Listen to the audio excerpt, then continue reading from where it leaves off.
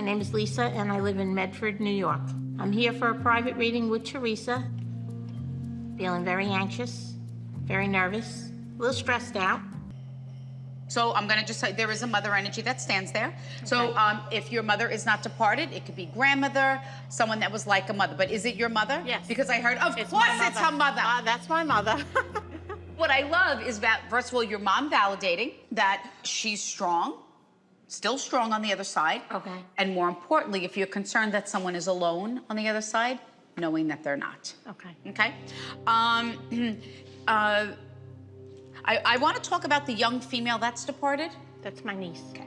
So know that your mother chose to bring her forward first, but I feel like she's your daughter. So she was like my daughter. Because that's how I feel. Yes. She was like my own from the day she was born. She was just there by my side all the time. So for Theresa to validate that she was like my daughter means everything to me. I knew right there she was there. She was here. I knew it. Did she do your makeup? No. Why do I feel like she was... her makeup. Oh, because she keep anything. Beautiful makeup. Yes. She says, and my aunt always used to say, more lips, please. You have your whole face on. Where's your lips? I used to say to her. Put that lipstick on. But now these are the things, I know it's silly. Yeah. But who would know that? Nobody. Only her? Only her. How do you connect with the hearts? She keeps showing me 3 hearts. Heartbeats. What does that mean? She was my first heartbeat. And she says it about her kids. We call them her heartbeats. I called her my first heartbeat. And then after she had her children, she called them her heartbeats. Elizabeth was a great mom. Those kids were her world. She loved them unconditionally. They were her life. I felt that you're so spiritually connected and you're letting the way that your niece departed cloud all of those things.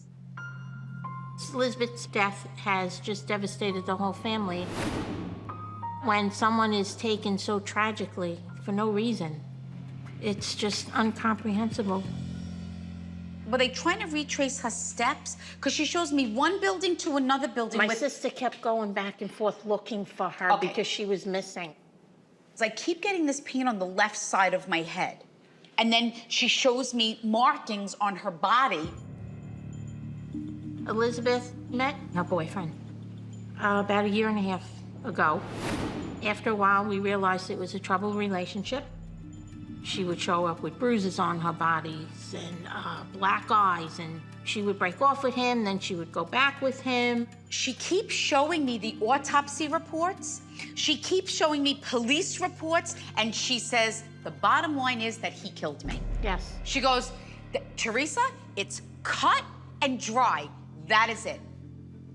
My niece Elizabeth was murdered 1 year ago by her boyfriend. He killed her and hid her body for 6 days. I feel like I keep going back and forth, and I keep feeling like I'm walking past her. Why do I feel like in a wall? He shoved her behind the bed frame, and we didn't know where she was. At one point, I had said to her, when is this gonna end? When he kills you? And that same week is when he murdered her. She says, tell my mom also that I died instantly and that I did not suffer to my death. I just don't want the way that I died to define who I was. It means everything to know that Elizabeth didn't suffer and she passed quickly, because that was a big question that we had. She wants to thank you for being always that mother to her. And she says, I just want you to know that I'm at peace. Right now I'm feeling very calm and at peace, knowing she's at peace and having a few of the things that I needed to hear answered. When your niece departed, she was greeted by loved ones. She was not alone. and more importantly, her soul is in heaven. It's hard for me as a medium and a person when a soul tells you that they were murdered. It's like my heart sinks to my stomach. I wish you all the best. Good luck. See you. But when I'm channeling, the soul is making me feel how they feel now to give their family the peace and comfort that they deserve.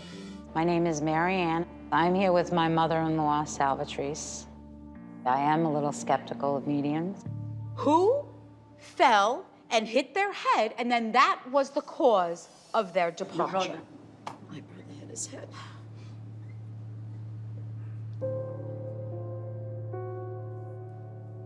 My brother Michael passed away 6 months ago. We had a unique relationship. There was 9 years between us, and he was the baby. And when he was born, I was young, and it was like my baby doll. Every day I miss my brother Michael. How do you connect with the number 3 or the month of March? He died on March 28th. We found him, 3 days. So that's He where was the in 3 house. comes in. 3 days he was in the house before we found him. He was found 3 days after he died in the house. He had hit his head. I was very angry because he was too young. And so many people loved him. You have nightmares, he tells me. I identified the body. So you have nightmares of that.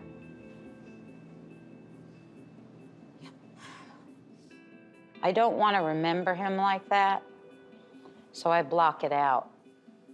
His life was cut too short. He just didn't realize how much he was loved and how much he had to give. Your brother takes responsibility for his departure. Do you understand that? He says, I don't want you to feel that you should have done or could have done anything different. I do believe what Theresa said, that my brother takes responsibility for his passing. My brother was very clear when he was alive that it was his life to live and it was his choices to make. He says, I will always be here for you. He says, because you were always there for me. He says, I need you to let go of that anger. I'm gonna start with the mother figure for you. Okay. So your mom's still here in the physical world? Yes. Okay. So know that it would be your grandmother, very, very strong soul. Mm-hmm. She talks, your grandmother talks, she goes, all right, enough of that. You just walk right She don't care. She just walked right, I go, you just walked in front of all the other dead people. She goes, I don't care about them. Hey, ma'am. But that would be her. Mm-hmm. Did she have a nickname for you? Mm-hmm. I don't know what the nickname is because I went to call you Monique. She says, I didn't call her Monique, so don't you call her Monique. Mm-mm. I had a special nickname for her, so I'm like, what is it? She's like, you're not gonna get it. I'm like, okay. Yes, she did. Wow. Yeah. Before anybody knew I was Monique, my grandmother did. Before anybody applauded for me, but if anybody told me I was special, it was my grandmother. She let everybody know I was the favorite. She was unapologetic about it. You know, like most people like, I don't have no favorites. She let them know, Nikki, I love her. The rest of y'all, I mean, you know, I'm your grandmother, but Nikki, though I can feel my grandmother, I haven't had a chance to hear her. So I knew that if I came and talked to Theresa, that maybe I would get a chance to hear her. She tells me that she guides you. Mm-hmm. Do you have like a sitting chair in your bedroom or something? Mm-hmm. Yeah. I see her sitting right in that sitting chair to validate for you that her guidance is always there. Mm-hmm. I have a question. With my grandmother, is she there all the time? Not when you're showering and having intimate moments. Okay, Theresa, I wanted to check now because there's some things I don't need my Mimi to see, baby. That's why I'm like, let me check. People always ask that. Absolutely not. Okay. Well, listen, okay? Now, I'm a newlywed. Though I've been married for 10 years, I'm still on the honeymoon. And there's some things I don't choose for Mimi to be in the room seeing, and there are chairs in the bedroom, and it's a chaise, 2 chairs, then there's a sitting room, sugar. When I'm honeymooning, I don't need you in there, Mimi. Let me ask you this. Do you have a piece, or you have something of an heirloom? Yes. Yes. I don't know how you obtained it, however, but I don't feel that it was so easy to do. Does that make sense? It wasn't. She made me feel like it wasn't even of anything of value. It had no monetary value whatsoever, but the value of what it meant to you meant everything because it meant so much to her. That heirloom is my grandmother's wedding ring. And she had to go into the hospital one time. She had gotten really sick. And we had to remove her jewelry. And that ring was so hard to come off because she had had it on for almost 50-something years. So we had to work to get this ring off. And once I got it off, she looked at me and said, I don't need that no more, baby. Now, the wedding rings may cost about $22, but they so special because to wear those rings, you gotta know you gotta carry a mighty stick, baby, because that ring belonged to Lillian Easley.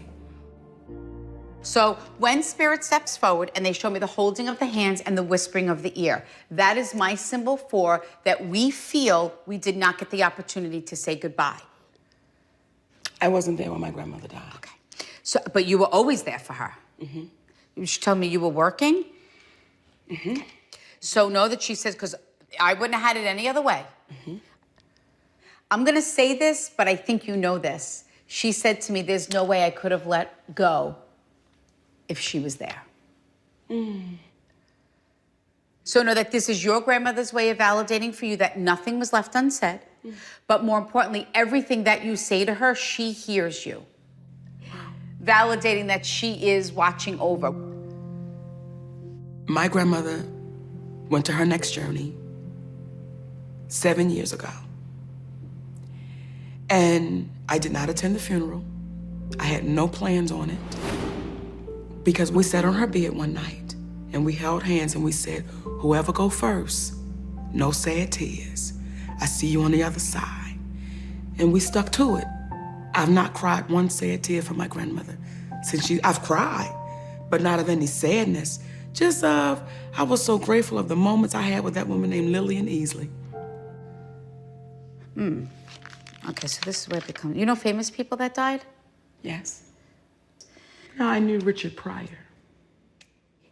Did you go to attend his funeral? I did. Did you speak at the funeral? Yes. Okay. Because he told me that he wanted to thank you for what you did for his family. I understand that. See, at that funeral that day, it was so thick. Yeah. And it was so separate. Mm-hmm. So when I got up there, I spoke on the separation. Mm-hmm. I don't think I was speaking. I don't think I was in charge of what the words were coming out, but they were just coming. See, this is the thing. We do things in our life every day that I don't think we realize the impact that we have on people. Yes. And that's what he's thanking you for. To be a part of Richard Pryor's memorial was surprising because I didn't feel like I had earned the right to speak at such greatness, about such greatness. So when Jennifer Pryor said, Monique, would you speak? It took me aback. You're talking about a little fat black girl from Baltimore, Maryland, baby, that I don't deserve to be in that group. But she said to me, wow. She said, Monique, Richard talked about you all the time. And I said, okay. So I asked your grandmother, I said, what was the purpose of Richard Pryor coming forward for? And she said it was another reminder for Monique to never stop doing what she's doing.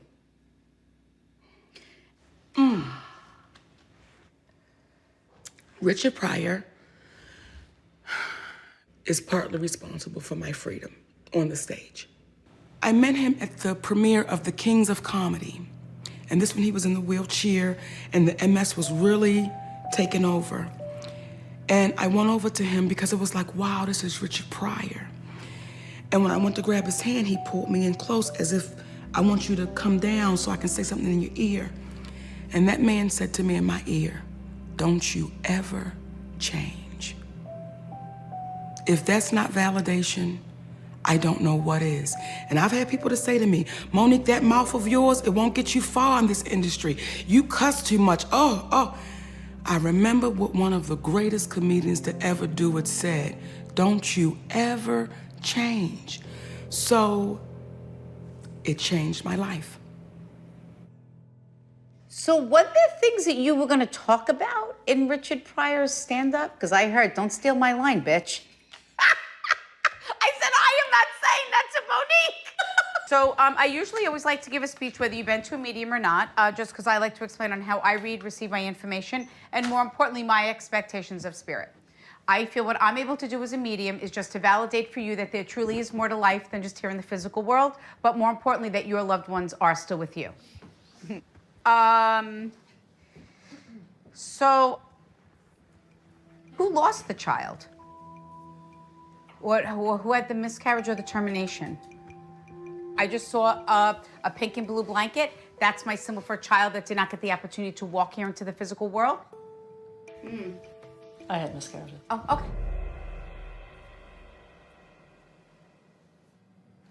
They told me 3. Yes. It's very hard for you to talk because I feel you shutting down as I go more into it. Do you understand that? Yes. I was made to feel like that you go back to that and say, well, only if my child would have lived. Yeah. This is about you knowing that there was nothing that you could have done. Do you understand that? Yes. To validate for you, saying, please let that go. Those 3 miscarriages were girls. Their loss has been a weight on me. Even though obviously I love my sons and they're wonderful, the loss of never having a girl would haunt me. And I know this is hard, things happen for a reason. And I think when you were blessed with other children, you realized that at that moment. Mm-hmm. So who's like Mary Catherine or Mary Kate? My girls' names were Caitlin Mary. Okay. So you know that the souls are at peace and that they continue to grow on the other side. That's good. Yeah. The name that I had picked out for my girl was Caitlin Mary. It was the same name I had for every time I was pregnant with a girl. And I was floored. I couldn't believe it. Because you say to yourself, like, okay, maybe somebody could figure out you had miscarriage or something like that. But for somebody to know the name was, to me, phenomenal. So you have a son?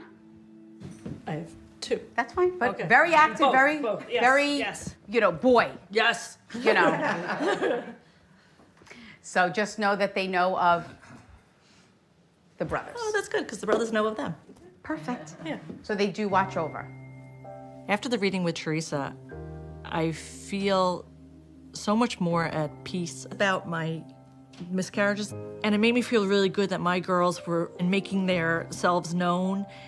Theresa let me know that this was my destiny, to have my 2 boys, to have my girls watching me, and that this is my life, and to grab it and embrace it and go on with it, and it's good.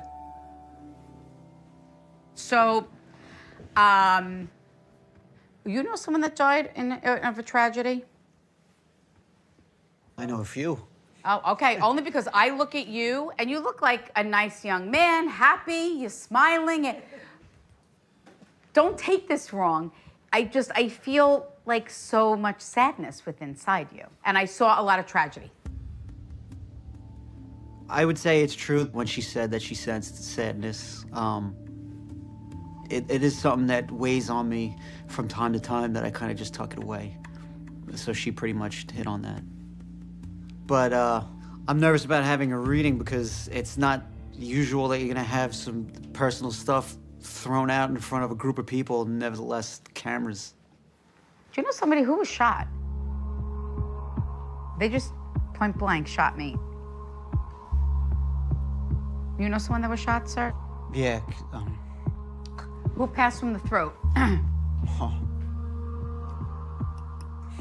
I don't have to talk about certain I things, know. but you have to understand, I feel... It was, guy I was in the Marines with.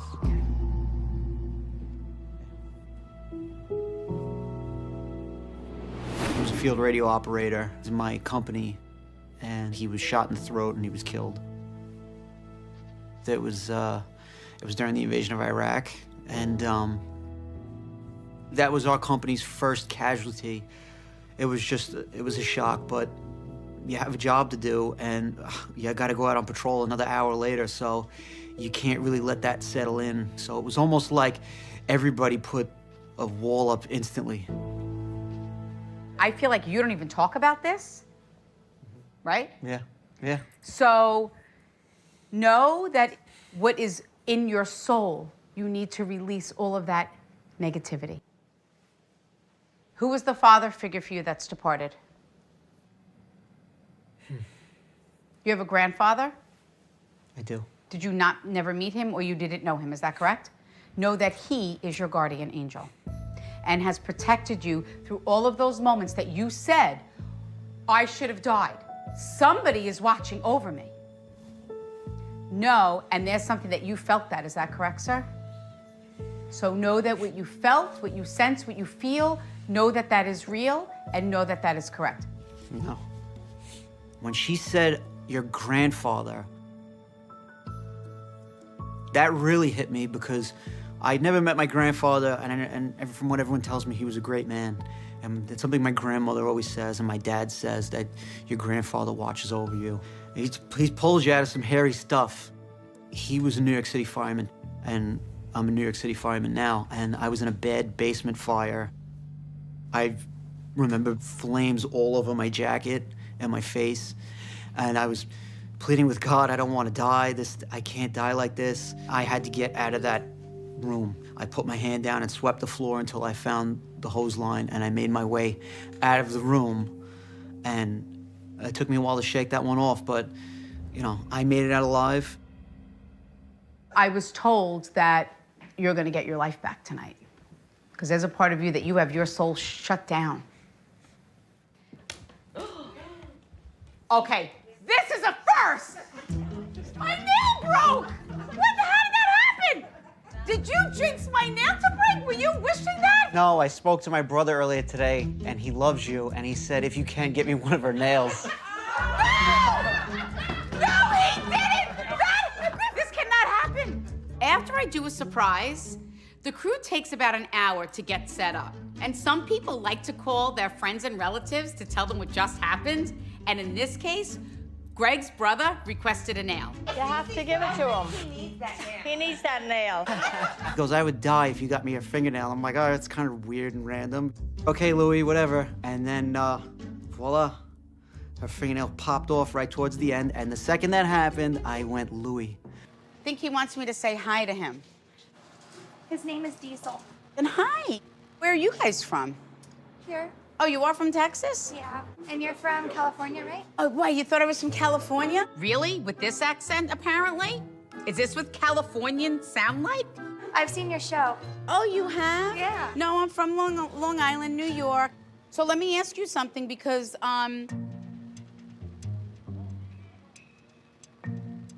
is your grandmother deported? She just did in August. When Theresa first walked in, I looked at my friend and I was like, I know my grandma's gonna say something to her. So just know that she's just taking this opportunity to let you know that she knows how much you miss her and how you talk to her like every day. My grandma passed away from cardiomyopathy. I've just been craving like one last hug from my grandma.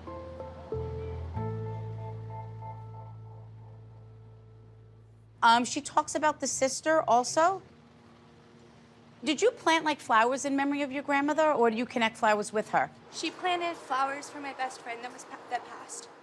So that would be like a sister to you, correct? When Theresa said she was like a sister to me, it was so true. We were so close, we did everything together. She had the biggest heart out of anybody I knew. And did she pass in a tragedy? Were you supposed to be with her that night? And you feel that if you were with her, maybe she would not have passed? Last New Year's Eve, my best friend was out running in the middle of the day at a local park, and a guy came up and he stabbed her multiple times. I was supposed to hang out with her. So I felt like it was my fault. Like, if I was there, I could have protected her.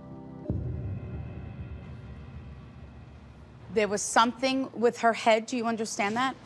He hit her before he stabbed her. So you know that she did not feel all that. She says, you need to release that burden, that survivor's guilt that you carry. She says, I don't want you to feel guilty about that. She just keeps telling me what a beautiful person you are and how special you are. Thanks. What I love is that your grandmother brought forward your sister, validate that the souls are together, and more importantly, that they're okay.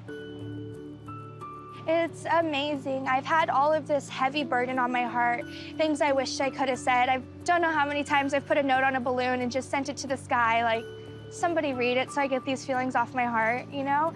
But to know that they know what I'm feeling and they know what I have said, maybe I'll get a good night's sleep finally. So,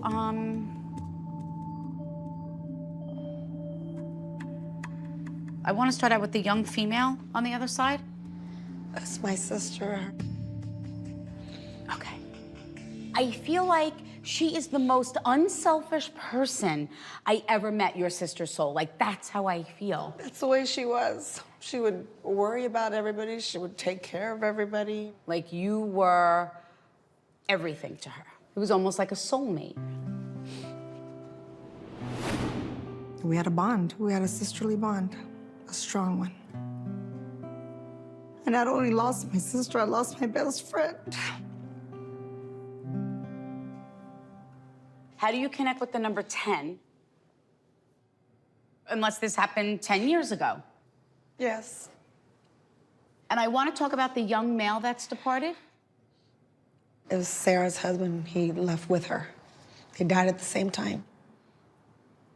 I was in a car accident 10 years ago with my sister, her husband, and her son. And my sister and her husband were both killed.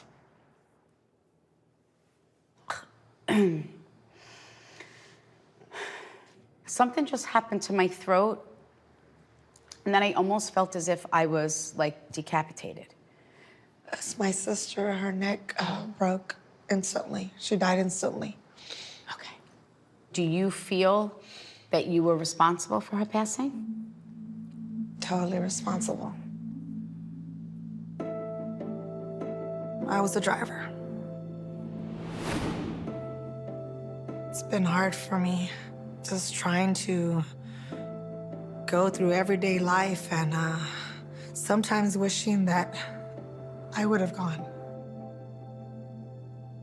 She says it was a complete freak accident. She wants you to know nobody holds you accountable except yourself. I saw a deer cross in front of me, and I veered off to the side. I could hear like sand and gravel. And then I felt the car it went up in the air. And then it started flipping. On the third flip, I heard my sister gasp. And I waited, and I waited to see if she would breathe again. She never breathed again. That was her last breath. I heard it. I prayed that not to take my sister, to take me instead.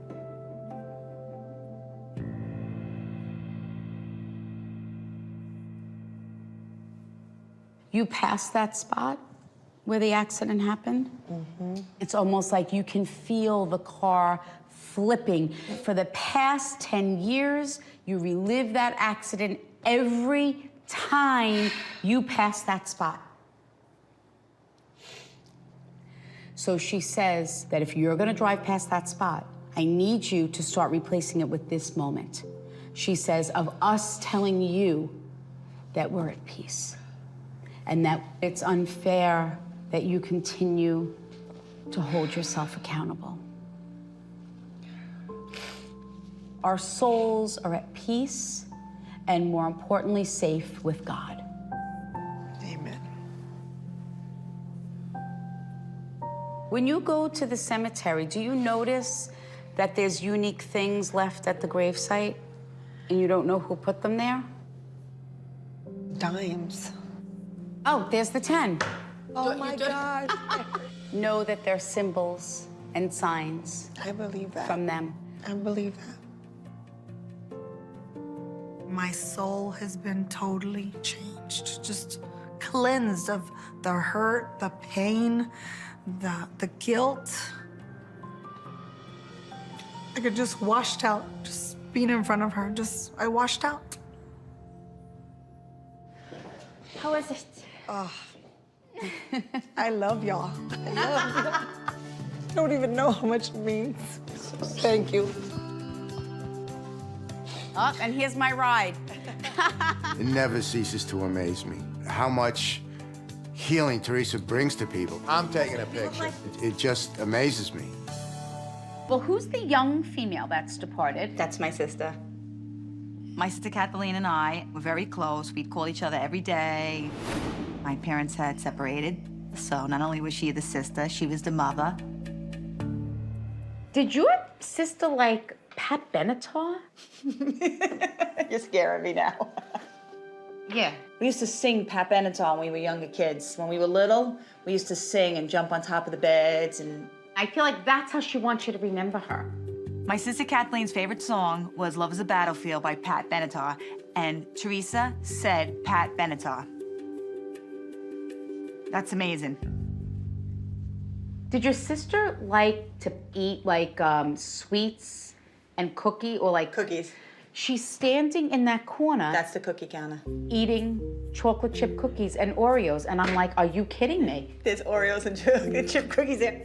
They're always over there. We have two types of cookies in this house. Oreos and chocolate chip. Those are the only cookies we have. When Spirit shows me the broken heart, sometimes that's my symbol for when someone took like a part of me when my loved one died. Because your sister said the day that I died, you felt that it was taken from you, part of your heart. Because I couldn't help her. I just saw like a lot of smoke and rubble. That's so weird. I can't believe you just said that. She died in the World Trade Center. Oh. My sister Kathleen was working on the World Trade Center on September 11th. I had a sister in each building. My sister Maureen was late for work. And that's what made Maureen survive, being late. Well, what's with her cell phone? I was on the phone with her, and I told her she needed to get out of the building.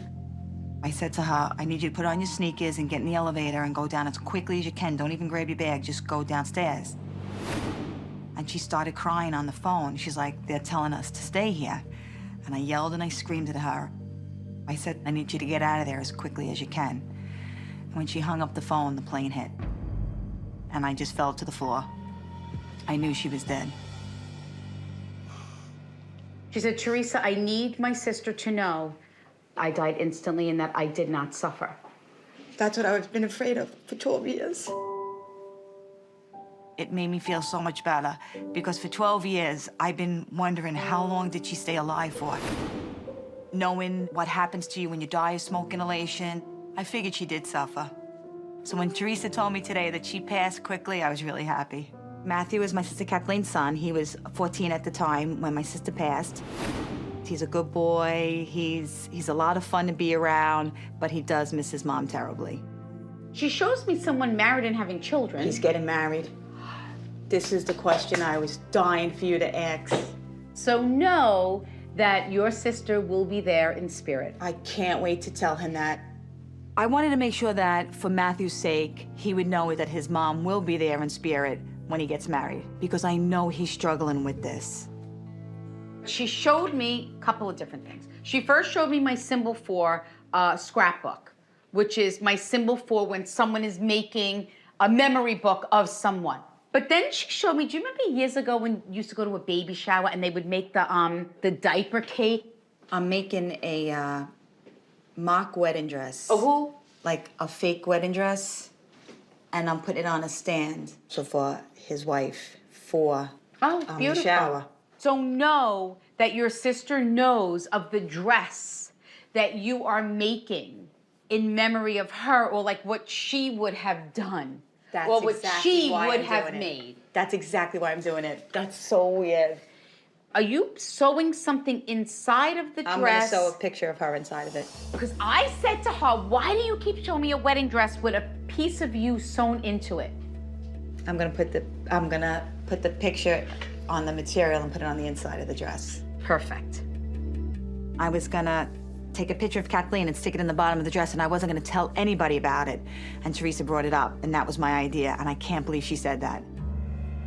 Now, is he gonna carry something of his mom's that day? Yes. So know that she wants to thank him for the beautiful and amazing tribute, but she says, I want my son to know that I want it to be about him. She says, I don't want him to make the wedding about me. I was arguing about him about the wedding. I said, Matthew, you can't make it about mommy. It has to be about you and Elise. And I think he got a little insulted that I said that. But now, his mother just told him. And I can't believe she said that. I'm gonna tell my nephew that his mom wants him to honor her in a very small way, not a big way. she says, my son has a really hard time talking about me. But now he'll know that I am with him. She says, even though you were not able to recover any of my remains, my soul is at peace. Because I work for the police department, I was allowed to work in the World Trade Center. I was allowed to look for her. I felt guilty every day to this day that I was never able to find anything at Kathleen. But I know now, she knows that I can't find her and it's okay. And I'm all right with that. She goes, even if I was buried in the cemetery, she says, when we go to the cemetery, she says, we're not waiting for people at the cemetery. You bring us with us. She says, I was able to really validate for my entire family that the way that we died has no bearing on our souls. That's good to hear. Knowing that Kathleen is at peace after Theresa said it, it made me feel much better. There is no stopping Spirit. They are still with us, just in a different way. I think Theresa's great. She's a beautiful person. This is marked living room. Can I see what's in there? I never go up in our attic. I have this thing like I'm gonna go in the attic and someone's gonna close the door and shut the light and I'm gonna be in there in the dark and I'm gonna die in the attic. Oh, those are my favorite lamps! I'm so happy! Oh, Larry, take out those black lamps. I didn't know you saved them. I'm so happy! Have you seen these lamps? There's a reason why they're in the attic. Oh, this reminds me of the black lacquer furniture. I know, but Larry, these were my favorite. This reminds me when we first got married. Those are almost antiques. What considers an antique? 25 years? Hey, look, lava lamp. No. What's cool about a lava lamp is you never get the same shapes. Every time it, sends up a piece of lava, it's in a different shape. This is Gramps'. Oh, we should bring that down. That shouldn't be in the attic. Put that over here, Larry. You gotta move back. See, I'm opening up a can of worms over here. What else is in here? If I don't get Theresa out of here, our house is gonna be on the next episode of Hoarders. Well, I'm rediscovering our lives up here. know. I think, You need to go clean your closet. That'll keep you busy. why do I have to be singled out? Everyone's closet is full of stuff. Why don't you do a little spring cleaning? You know what? I will, and I'll spring clean your stuff out of our closet. Go right That's what ahead. I'll do. Has this ever happened to you before? Has a client just not showed? Like, No. We've never had someone not show up. Sometimes someone really isn't ready for a reading. Hey, La, the client backed out. What? Luckily, there was one spirit that decided to step forward and give a message. Travis. Listen, is there ever a perfect time to have an experience with spirit? I don't think people realize that. My name's Travis, and I'm the assistant cameraman on Long Island Medium. Theresa knew that my father had passed away, but I never told her any details about it. She was completely in the dark with how long he's been gone, what he passed from. In a way, I always hoped that Theresa would read me just so I could get a couple questions answered and, about my father, but Theresa never reads the crew. And you connect with the number 11 with your dad? Yeah, he passed away on January 11th. Oh, so it was just his anniversary? Just his anniversary, yeah. She wrote down number 11, and I was like, you gotta be kidding me. I was like, this is unreal. I was like, my father passed away on January 11th of 2012. Do you always wonder if dogs go to heaven? I do. Okay, because know that your dad brought forward your dog. Okay. But did you have more than one dog that died? He showed me 3, so I don't know where. That's 3, yeah. Perfect. So know that all of the souls of the dogs that have been departed as well are with your dad. Your dad says the most important thing that I want you to know, Travis, is that no matter what you choose to do in your life, I will always be proud of you. My father passed away 3 years ago due to colorectal cancer. I miss my dad so much.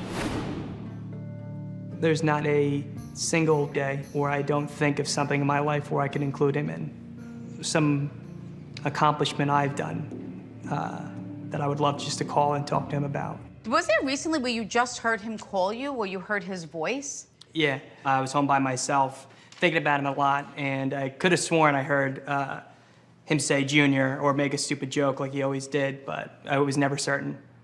He was trying to let you know that it's okay and that he loves you. So know that everything that you sense and feel, know that it is your dad. And he said to me, he said, you know, Theresa, I don't want my son to feel that he should have been there more for me. Does that make sense? Makes a lot of sense. It's about you not going back and saying, I should have did this, I should have done that, I should have realized how sick my dad was and that he was going to pass. Biggest regret I ever had was went to Los Angeles for a trip, and I got a phone call to tell me to come home immediately after I was there for 2 days, and he was in the hospital as soon as I got home. Every day I regret going to LA. He himself told me to go, and even now I still think he was just doing that just because he knew I'd have fun, and he knew that I could escape for a little bit when he couldn't. By the time I got home, he was heavily sedated because he was in extreme pain. So he never was conscious at that point when I was there. Well, did you want to ask him anything, or? I was the last one awake the night he passed. I walked over to his bed and was just talking to him. And I knew at that point that he wasn't coming out of this. Mm-hmm. And I told him to let go. And I just told him it's fine. I said, I'll be here for Mom, and I'll be the man that you want me to be. And I just want to know if he heard that, because I heard him take his last breath. And he said goodbye.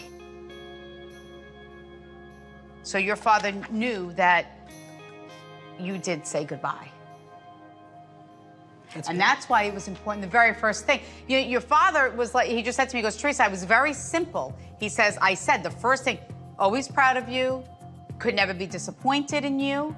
After Theresa told me that my dad heard me say let go, it really made me feel better. It gave me a closure in a way that I've been waiting for 3 years. This isn't going to change our relationship or anything, right, Travis? I may cry around you more often. Sometimes that happens. People get like weird.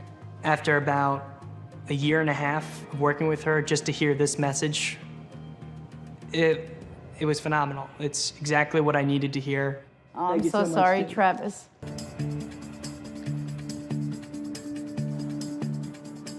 As usual, before Victoria went back to school, she needed a few things. It's so nice here. We should come here more often. But listen, not everything was for her. You need to get him a different leash, because you can't be pulling like that. I mean, Victoria's dog trading was sort of a success. Bubba, come, sit. Bubba. Oh, he's stealing up. Bubba, sit. No. No, it's off. But you could say no, too. But Bubba has been stealing poor Louie's bed all the time. See? It's not easy having a dog, right, V? So today, Victoria and I are going to Cold Spring Harbor to get a new doggy bed for Bubba. Hi, who's that? This is Bubba. Linda, you gotta see this Frenchie. He's so cute. Hi, come say hi.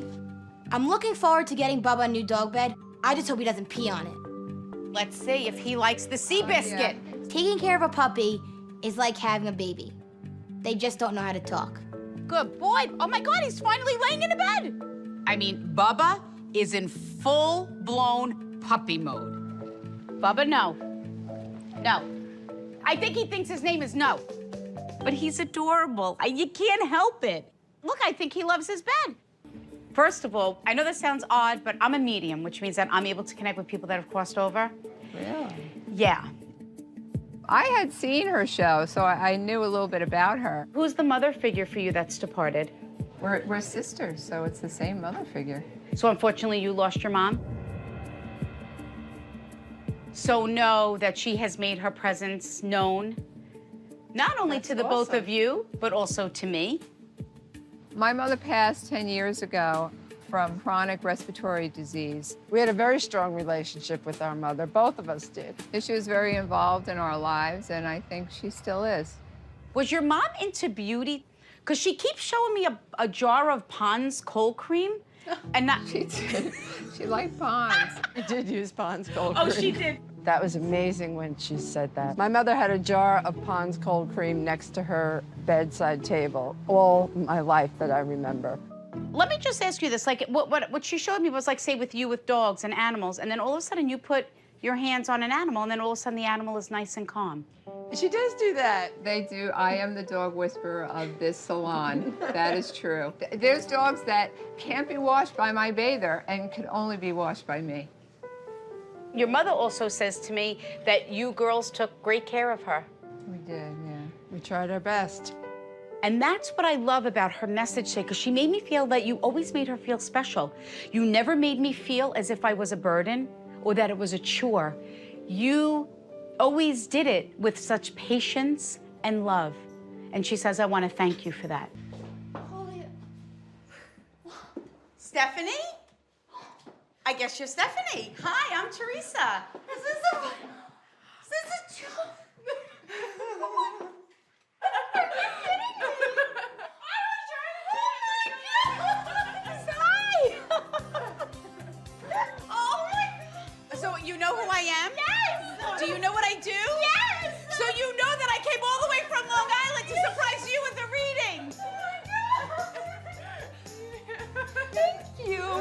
Well, don't thank me. Thank your sister. Oh my God. When Theresa walked through the door, it was like seeing a ghost, you know? Like, it didn't feel real. Laura, look at my nails. I would have done them. Caroline, what is wrong with you? I tried to do that here in the car a little bit. No. My sister told me we were going to do a promotional video. Look at that. She's like, don't worry about getting dressed up. Like, it's probably just gonna be me in the video. So yeah, I didn't get dressed up. So what I'm gonna do is I'm gonna go back in the RV, I'm gonna change. We're gonna let you kind of get settled and kind of just take this all in, relax a little bit. Okay. And then they'll let me know when it's okay to come back. I can't wait. I never, in my wildest dreams, thought this would actually happen to me. Did you have any idea? No! My sister wins the Lifetime Award for this. I cannot believe she did this for me. Let's do my nails. The great thing about having a reading, Stephanie, is that this is about you. And it's about giving you your life back today. Because I can feel these walls going up. And it's like you're afraid, correct? Yeah. You have all this fear. Yeah. I want to talk about the young male that passed tragically. You say every day, I am never going to have what my sister has. I lost that.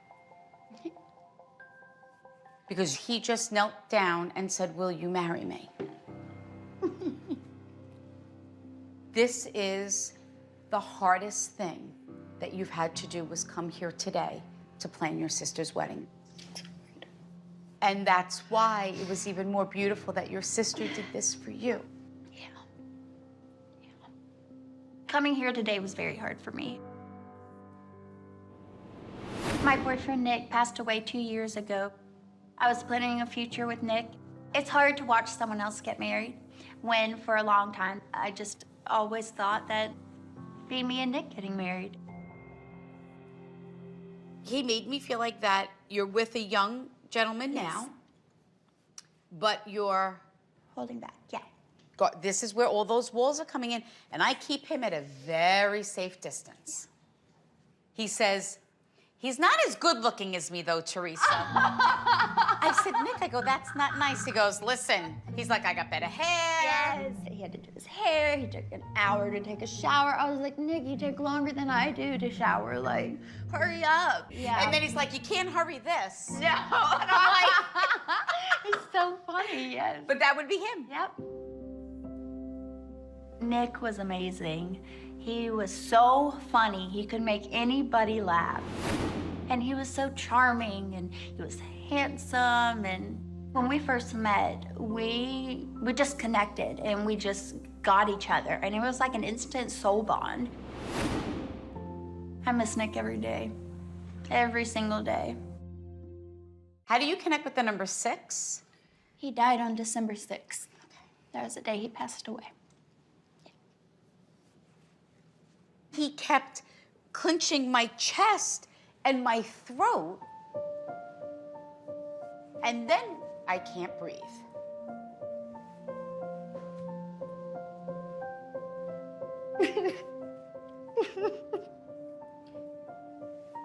And you said to him, I don't know what to do. Yeah.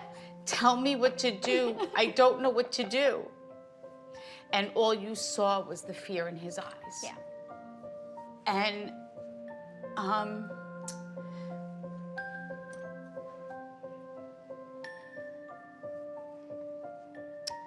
sorry. He just brought forward my cousin who couldn't afford her asthma medication. And she died because her inhaler was empty. That's how I got to say that to you. He had been having trouble breathing all day. We were sitting on his bed and he collapsed. And so I ran to his mom and I said, Nick can't breathe, call 911. I ran and got his inhaler, and when I brought it to him, it didn't do anything. In 1 second, everything changed. He was just hunched over, foaming at the mouth, turned blue. I mean, I relive that moment like every day, every day. He wants to thank you for loving him the way that he deserved to be. And that he was able to leave the physical world knowing what it was like to be unconditionally loved. He says, I want you to be able to embrace someone else in your life. Allowing someone to love you the way he says that you loved me. He says, it's okay to let go. Yeah. This is going to be a new day.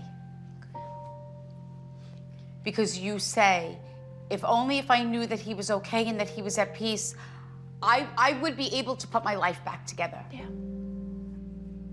He says, I want you to know that I am fine. When Nick said that I could embrace life with somebody else, it was definitely something I needed. You know, I feel like I hold back. And now I don't feel like I have to anymore. I can break that wall down and not be scared that someone else is gonna just leave me. Oh, good luck to you. Thank you so much. The way that her boyfriend died was literally exactly how my cousin Lois died. And I can only imagine what my cousins carry of watching their mom die. And to know that that's what she had to do is watch her boyfriend die is heartbreaking. You're the best sister. Like, I cannot believe you did this. I love you. Thank you. I just hope that Stephanie is going to be able to embrace life with peace, love, joy, happiness, and knowing that he wants her to have the life that they were going to have together, but with someone else. My name is Lisa, and this is my husband, Julio. We're here today for a private reading with Theresa. Come on in. Hi, Theresa. Hi. I feel Julio needs a reading, and I'm hoping that, you know, some things can be brought to the surface and addressed and bring him some peace and healing. So have you guys ever been to a medium before? Yes. Okay. I don't believe in mediums. I saw a medium in the past, and I think a lot of times they're fishing. They ask questions to try to get an answer that they're looking for. I feel mediums are different. We're not better than another. I just feel that we're different on how we communicate with spirit. If you do hear things that another medium has said to you, it means that you needed to hear it again. That's all. Want to talk about someone that was cremated? Our son was cremated. Our son was cremated. Did you just get the goosebumps? I did. Know that that was your son's soul that just moved right through you to validate that his soul is present? You question everything? Everything. He says, Theresa, this is not going to be an easy hour for you. Yeah, basically, I was... Sweating. I keep saying his name. Did someone used to call him Nick and Nick? Close. He's like, it's my nickname. Oh, the song I used to sing to him. What's that? What is it? Nick, Nick, Nick, Nick, Nick, Nick, Nick, Oh. Nick. They used to call him the short for Nico Jam. The guys used to call him. Nicholas was a goofy kid. He liked to do goofy things, and he just loved to laugh. For the most part, he wanted to have his snacks and play his video games and be in his underwears. That was it. My name is Nicholas, and my summer was awesome because I got to go to Florida twice. That's it. As a son, he was very loving and affectionate. There's always going to be that big, big hole in my heart. How do you connect with the number 13? Go ahead, Julio. He passed when he was 13, and the number 13 is what I tattooed above his name. From the moment I connected with your son, I have not been able to put him down. So that is my symbol for that your son always felt safe, that he never felt afraid. And he looked at me and he goes, Theresa, I had cancer? Validating for you that you did everything that you could for your son. And he still had a quality of life. But there was something about him that you just felt that you needed to spend every moment with him. Yes. And it was even before he got sick. It was because your soul knew that you were only going to have him for a short period of time. Pass me tissue, please. Our son, Nicholas, was suffering from brain cancer. The night that we found out, I feel like my heart stopped beating, and every drop of blood was drained from my body. When she called me and my heart dropped, I just had to pull over. I couldn't drive anymore. My body was numb. I didn't know what to do with myself. And the question popped in my head, why? Why my son? Nicholas actually had four brain surgeries. We slept in the hospital next to his bed, and His big brother slept on the floor, on a sheet. But we were there with him through all this, and, you know. Your son just said to me, my father sees me walking through the house. You see the shadows in the hallway? Wow, that's crazy. Know that that is your son. And you like, oh, I must be seeing things. Just about every day. Perfect. Told me that. Oh, Julio, you're in trouble after this. Come on now. You're getting me in trouble, I just want to Theresa. scare my socks off. You're experiencing all of this, and you're not saying anything to anyone because you're going to think that everyone thinks that you're crazy. But it is to validate for you that what you're seeing is real. What's with your alarm clock? He just showed me, like, I know I didn't set an alarm, and all of a sudden the alarm goes off. That's yours. Doesn't your alarm go off? Well, when Nicholas got sick, he used to get annoyed because I'm a heavy sleeper. I would set like 4 or 5 alarms. And he would usually wind up like whacking me, going like, your thing is ringing. After he passed, I think it was the first day of his wake, I didn't hear the alarm. And I felt... him wake you up? I felt that across my back, like he normally would. I felt it. The night before he passed away, I kind of know, I hate to admit it, but I said to myself, my son is gonna die. Nicholas couldn't even walk. We had to carry him to do things, and he lost his voice. He couldn't talk. And I just remember carrying him and holding him to change him. And I was glad that I was able to hold him and hold my son for the last few times that I was able to. It was always the 4 of us. But now it's like the missing piece.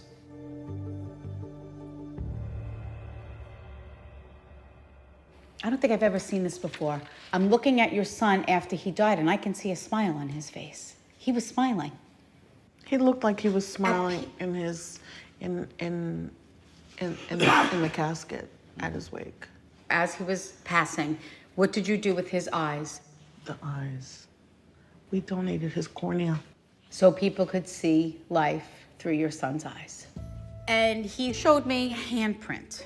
You know how sometimes if a window is fogged up or it gets cold and then you can see the imprints on the glass or the window? Mm-hmm. Did you have something like that? Oh, after he passed, I swear there was a heart on the shower door. To let you know that he knew how broken your heart was, but more importantly, that you carry his soul and his memory in your heart always. He says, Dad, I will never leave you. I will always be your little man. As a mom, you have a lot of guilt associated with the fact that you couldn't save your child. But I'm happy to hear that he's back to being his normal, silly self. And I know as a mom and as a family, we're always going to continue to do things to involve him in our daily lives and keep his memory alive. Julio, come here, big guy. Tough You got guy. Why does everybody say that? I don't do anything. I tried to tell him. What she said and what she's done is very true. And I feel really good, really surprised. Thank you. Thank Same you. to you, Theresa. Thank you. How do you connect with the number 10? The 10th of a month, the month of October. The time I'm getting married. You're getting married in October? That's okay. Yeah. Who's the mother figure for you on the other side? I have a mother. Yes. Oh, it's your my okay. mother. Yeah. Oh, okay. That's because a mother energy stepped forward with a piece of lace. Oh. Saying that I know that you were going to incorporate me in the I day just that... brought it to my house last week. It's a piece of her veil that I'm using. That's so weird. My mother was my best friend. We did everything together. She was just always there for me. She was very caring mom, very protective mom, very just, I can't even put into words. Your mother comes over and she whispers in my ear, Theresa, you would love her wedding because it's all about the bling. Everything is going to be blinged out. That's exactly what I say. And that's the term I've been using this whole time to plan my wedding. So, you picking up your hair, and then it's going to be like kind of up and down. You got it. That's what I'm going to do. Well, I don't got it. Your mother's got it. I can't believe it's just shocking that I know that. Like she knows that. That's so comforting that she knows that because she's taking a part. And, you know? So know what you've decided. If you feel, oh my God, my mom would be pulling this all together for me. Know that your instinct, that is your mom guiding you. When she was passing, we weren't engaged yet, but I knew I was gonna marry him, and she liked him very much. And he had asked her permission. And she said yes, of course. When I was little, I always dreamed of a big wedding with her there. So it's very tough that my mother won't see me get married or have children and live my life. Your mom says, I want you to know that I felt you sit with me after I died. And she says, I heard every word. And she says, in every moment, Theresa, that my daughter goes through, she says, Mom, I wish you were here. And I had a hard time saying that because I said to her, of course you'd say, I wish you were here. Yeah. And your mom just said, gee, I'm right here. I'm right beside you. My mother passed away almost 2 years ago from lung cancer. She went to the doctors. Doctor said it's bronchitis, put her on antibiotics. And it didn't go away, the coughing, the chest pain. So she got a CT scan and it showed a little nodule in her left lung. And that was shocking to us because she wasn't a smoker. She wasn't, how could this happen? And she sought treatment, chemotherapy, which was a battle. And I stuck by her through that whole time and watched, that's the hardest thing, is thinking about, how she suffered. But the cancer is just so aggressive. She ended up dying I think a year after she was diagnosed. Who is the father for you that's on the other side as well? The father figure. That's my father. I said to you, Mom, you didn't prepare me for that. And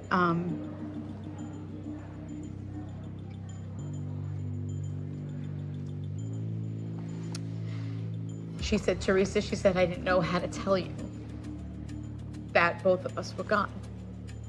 Yeah. I can't imagine my life without my parents.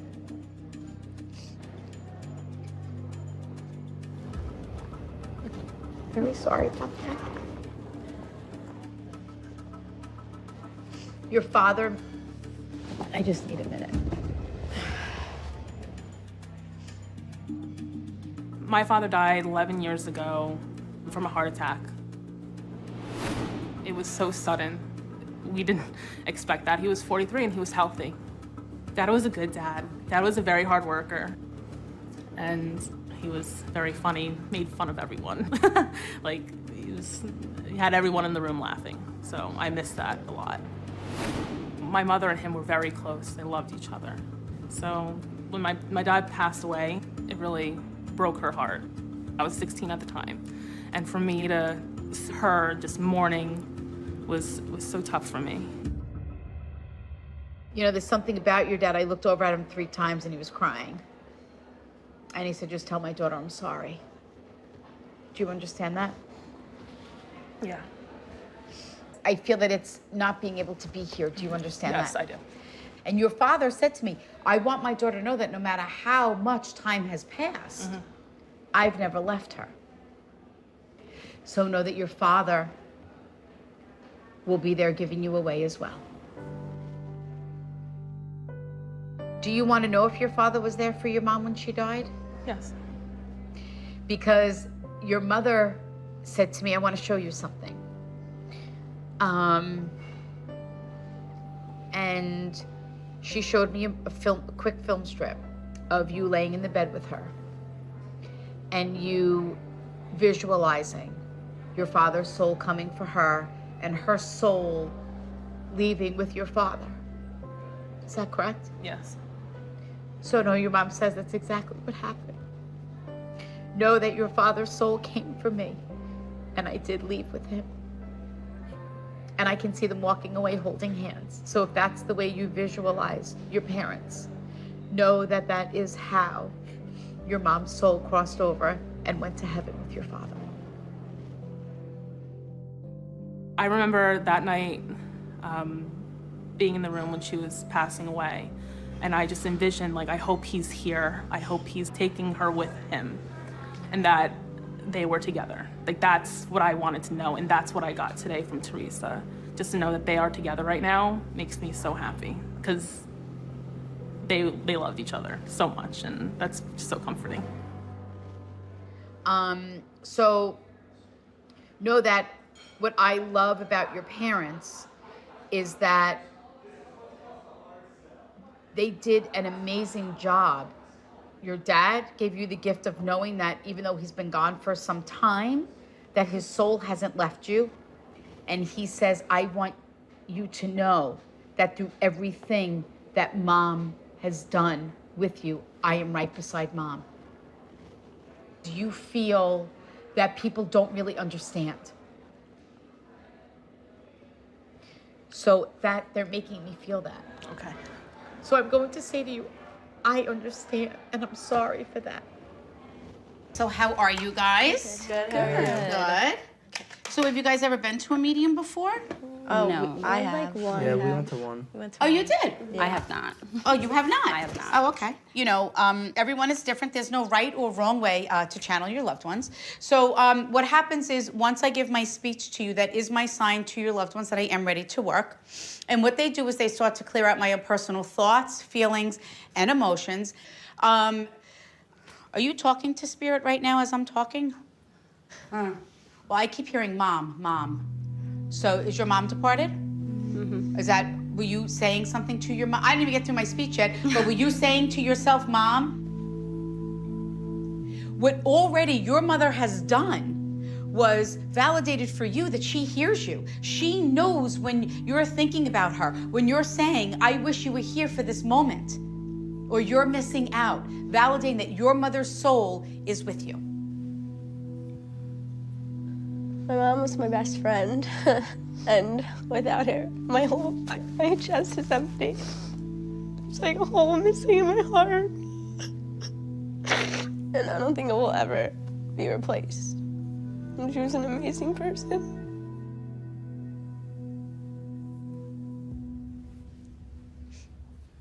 Do you have like a stuffed animal or something that your mom gave you? When they were younger, she had bought them bunny rabbits. But wait, was yours like blue and now you have like a pink one or something?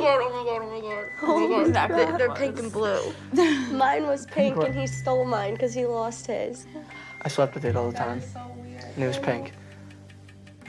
I was amazed that Theresa would bring that up. When we were younger, our mom got us all stuffed rabbits, and I lost mine, and then I took Emily's. Miss her terribly. Are you guys all siblings? Triplets. We're triplets. Oh, you're triplets, and what are you? I'm the older sister. Oh. Like, I keep hearing patty cake, baker's man. My mom called him Patty Cakes. Patty Cake. Yeah. That's his contact name on my phone. Come on. Yeah, Patty Cakes. My siblings are special because they're triplets. There's 3 of them, so it's 3 times the trouble, I guess you could say. I was 7 when they were born, and now they're 18. So. My dad wasn't around since I was born. He was there for like a couple of months, but that's about it. And my mom was an amazing single parent. My mother handled the transition of the new divorce and, you know, having new children, and not just one, there was 3, so it was a shock. She was great. She was a dual parent almost. It was so funny because we used to give her Father's Day cards too. She just had this quality to make you feel so loved. It's a feeling that I don't think I'll ever get back, and I miss it. Were you not expecting your mom to pass when she died? No, not in any way. Who was laying in the bed with her? Was it you? It was you, because you were the only one that was small enough to fit in the bed with her.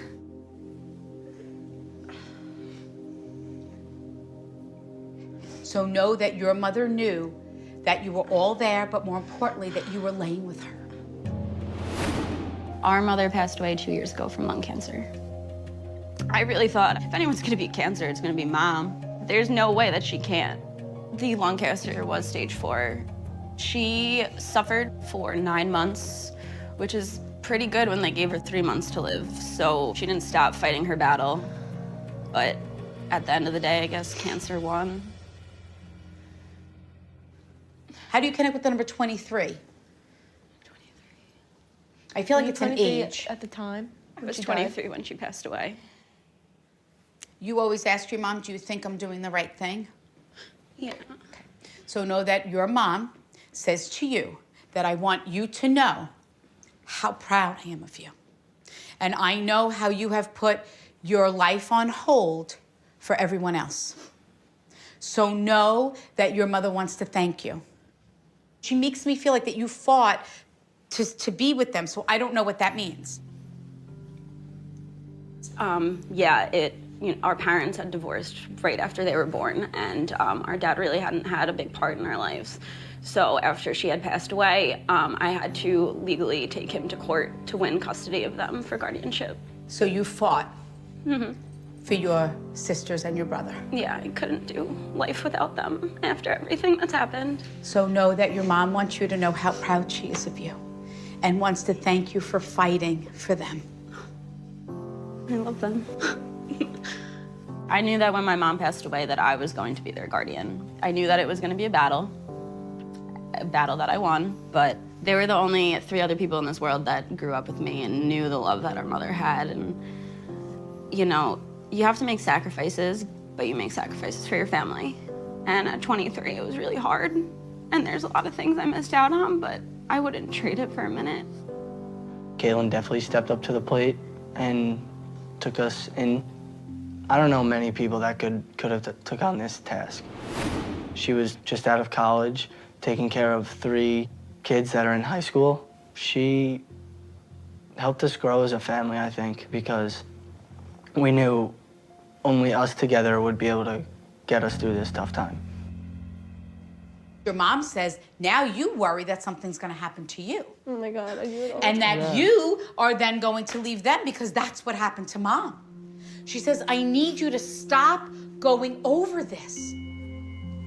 She says, I want you to take all of those fears and I want you to release them to me. She says, that was my life, it wasn't yours. I appreciate hearing my mother say to stop thinking that I'm always gonna get sick, but I'm just so scared that something's gonna happen to me and then they're just gonna be there by themselves. And I don't wanna see that happen. You got chills through your whole body? Know that that was your mom's soul. Having this reading with Theresa, I will definitely start living life the way that I want to.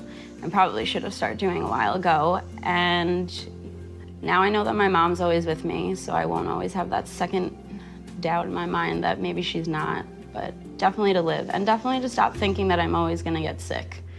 Probably stop doing that too. This was amazing. I can guarantee you that I will never forget you guys. You guys were awesome and amazing. Thank you. And I hope that your experience today will help you.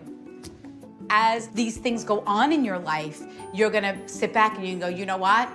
I miss my mom. I wish she was here, but I know she's with me in spirit.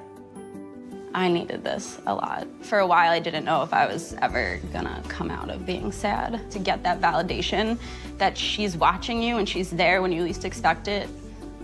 So yes, they're not physically here, but I guess it's where you hold them close. Bye, Patty Cake. Everyone in my living room tonight is or was a police officer, except my daughter. So to have Theresa there, it's just comforting. So, have you guys ever been to a medium before? No. Okay. The main thing is, if you have any questions, please do not be afraid to ask. So I want to talk about the mom that's departed. She also tells me that the husband is with her. That's me. Okay. How do you understand that? My mother and father are both deceased. Okay, so just know your parents are stepping forward, so just acknowledge that they are together. And would someone get married after your mom departed? Yes. Okay. And how do you connect with the earrings? Or sometimes, when they show me earrings and pearl earrings, it is my symbol for either specifically pearl earrings or, more importantly, a 3 set of jewelry.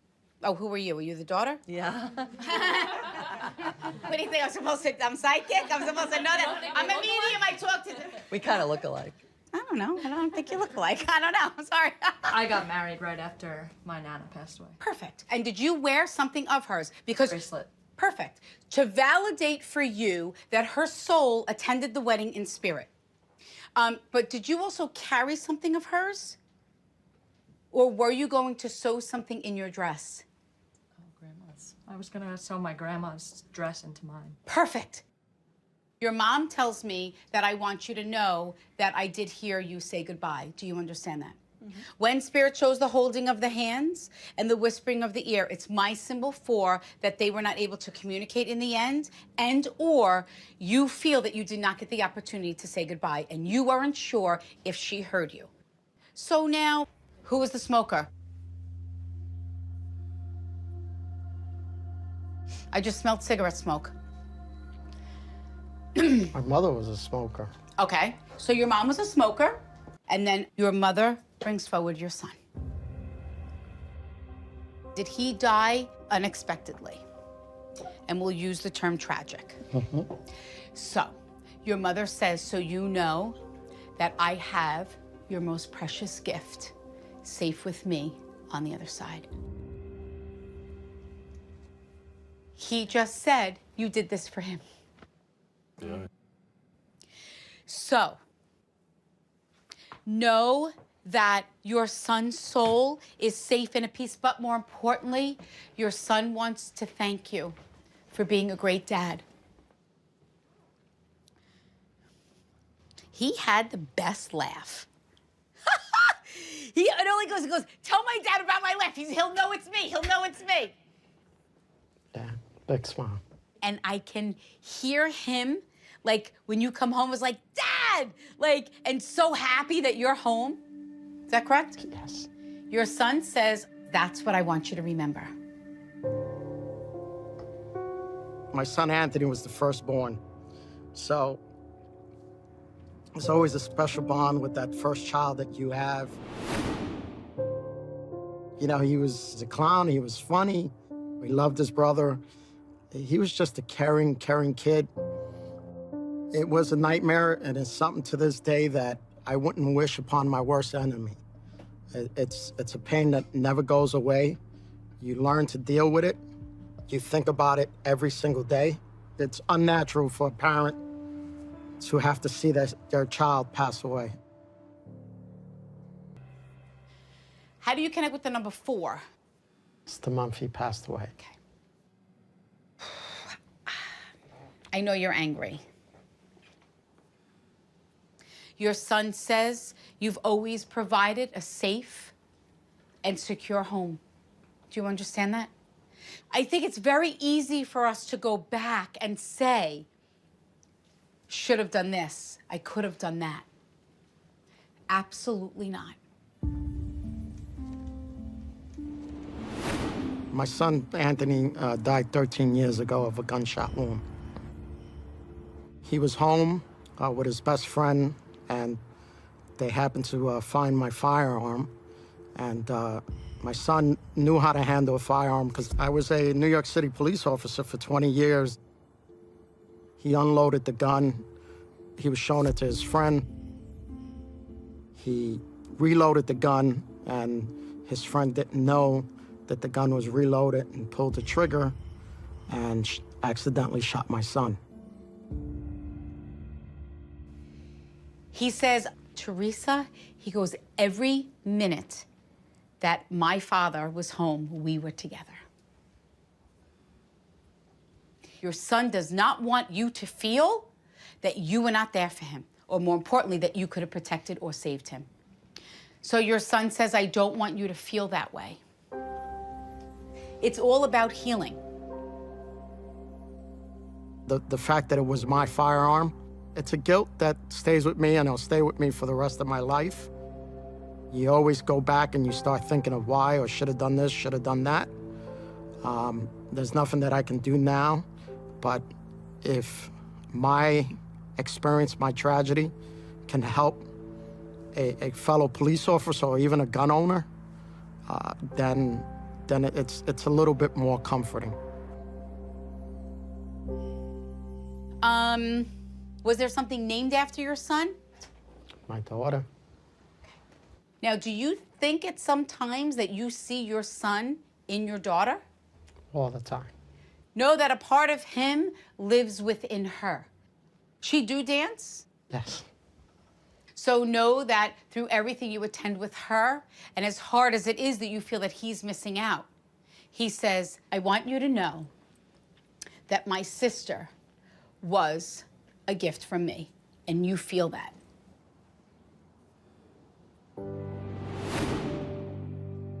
My son, after he passed away, we decided that we wanted to have another child. And because of my vasectomy, health insurance wasn't going to cover for us to do in vitro. The police officers of the NYPD were so gracious that they collected so much money. And we used this money to have another child. And now we have an 11-year-old daughter named Esperanza Tony. Tony, of course, after her brother. And she reminds me so much of him. She has his curly hair, she has his brown eyes, and his big smile. Your son says, no one will ever forget me. Because that's also one of your fears as well, is that correct? Yeah.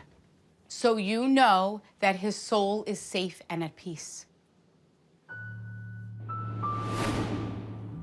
The fact that Tony came through today gives me a sense of comfort that I know he's okay. This reading is gonna help me for the rest of my life. So I want to thank you all for giving me the amazing opportunity to channel your loved ones. May God bless each and every one of you. Thank you. So you guys ever been to a medium before? I have. Okay. I have not. Okay, perfect. So, okay.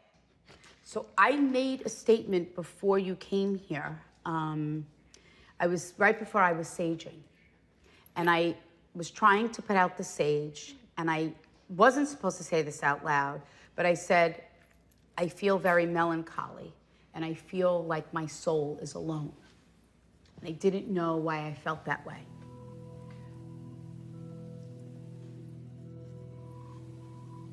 And did you lose a child?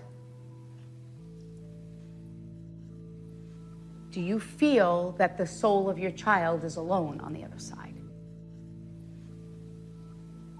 Or might not be with other loved ones?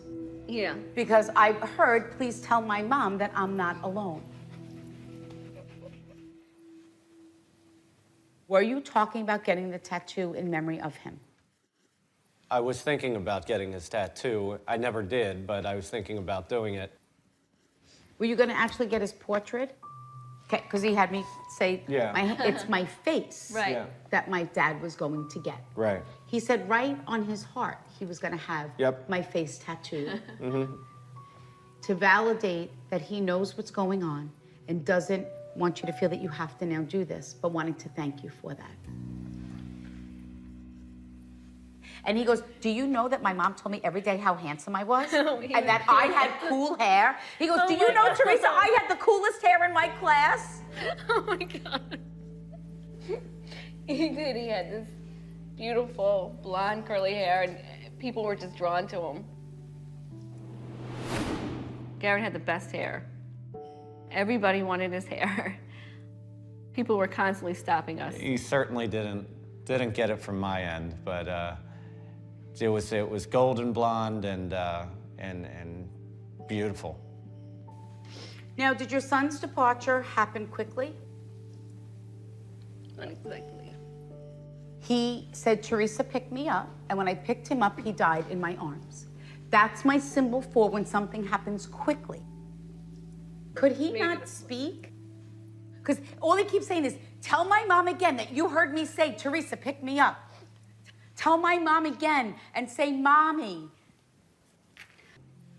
Our son Garrett had CVI, cortical vision impairment, and he also had cerebral palsy.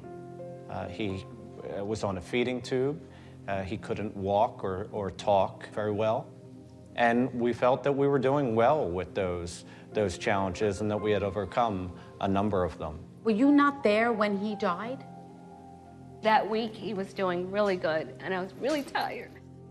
So I let him, fall asleep on his own, because I just wanted to go in the other room and go to sleep. He says, I don't want you to feel guilty. You know that you made all of the right choices and decisions. Do you understand that? So you know. And I felt guilty that day because I didn't know if I had done something wrong or I could have prevented it. I was his lifeline. I was the one that did everything for him. I was giving him medicine for seizures. Was I giving him too much? Did I overfeed him? Like, what should I have done? What didn't I do? Because I was the last one to put him to bed. It was literally torture. It was torture.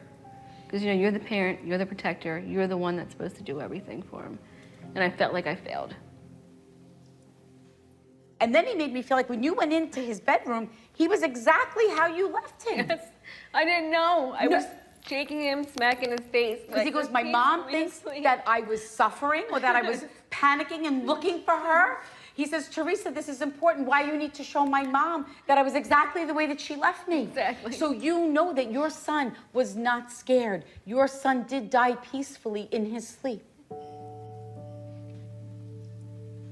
Your son is clearly validated that he's at peace by showing me he can jump, he can talk, all the things that he couldn't do here in the physical world, he can because his soul is healed. The irony of the whole situation is, in recent times, that's when Garrett was doing the best. We felt he was thriving. It was just like a light switch, you know, here today, gone tomorrow. And we take comfort in the fact to know that it was peaceful and that there was no pain or suffering or struggle. But it is, without a doubt, the worst moment of our lives. How do you connect with the number 7? Our one daughter is born in July. Yeah. So I want something, because he showed me the number 7 again. That's the only reason why I asked you that. Yeah, but did you lose 2 babies? Right. We lost. They were originally twins. I was pregnant with twins, and 7 months into it, I lost one. That's the 7? Oh, wow. Okay. And his name was Declan, and then I had Garrett. Garrett and Declan were identical twins, and unfortunately we lost Declan 7 months into the pregnancy. The doctors were immediately concerned about Garrett, that when that happens, the other child suffers brain injury. You know, I had to carry Declan for another 2 months, but they kept monitoring me, and things were going okay. The time I gave birth to Garrett, I had no idea what lied ahead of us. Do you feel at times that there are times that you hear mom or you hear someone call your name? Yeah. Know that that's your boys. Know that that's your boys. Is his birthday coming up? Yeah. Because he's like, oh, he goes, is he gonna be 6 or 5? He'll be 5, Oh. December 6th. Oh, perfect. So he's gonna be 5 December 6th. Right. Yeah. Perfect. Yeah. So know that he knows how you're gonna celebrate the birthday. I want you to celebrate my birthday, our birthday. Do you understand that? Your son also wants you to know, and you wonder this, he wants you to know that his brother's soul was there to greet him when he left the physical world, so you know that he wasn't alone. I did want to know that. That they are together on the other side. I feel very excited right now. I feel very happy to hear from him, to hear that he's happy and that he's jumping around and he's with his brother and he's at peace and that he's always with us and he knows how much he was loved. I feel very happy knowing that. Your boys did an amazing job of validating for you that everything that you're sensing and feeling is real, and that you made all the right choices and decisions.